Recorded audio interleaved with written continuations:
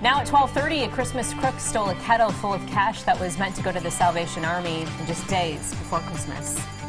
Thanks for joining us live at 12:30. The Salvation admits it probably wasn't a ton of money, but every bit counts. The Kettle campaign is already down $80,000 in donations compared with this time last year, but the Salvation Army remains upbeat before the holiday. Jonah Kaplan has more about how collectors try to protect the donation box and themselves.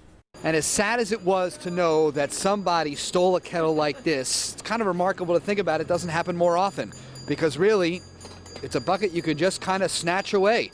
And there's usually up to $400 or $500 in here.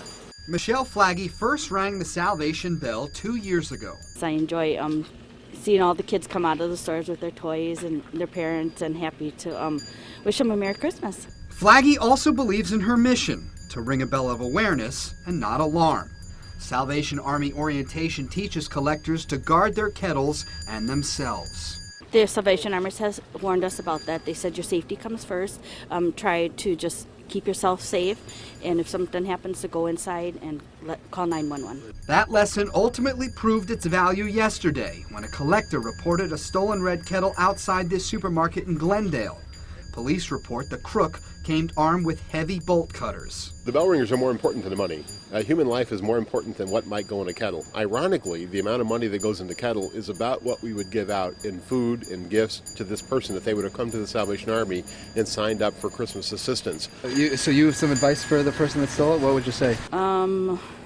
Just pretty much to realize what you're taking from. You're taking from people that don't have anything, that don't have Christmas, that don't have food, that does not have money to buy their children Christmas gifts. What would you do if you were in that position? Jingle bells will continue, but the Salvation Army bell, that will actually stop ringing today. But that doesn't mean the campaign to raise money also stops. Actually, there's a campaign online, and we've got a link to that on our website, today'stmj4.com. In Greenfield, Jonah Kaplan, today's TMJ4. All right, Jonah, thank you. And Salvation Army officials did not remember the last time somebody stole a red kettle in the Milwaukee area. Thieves ran off with one in Madison, they say, 5 years ago.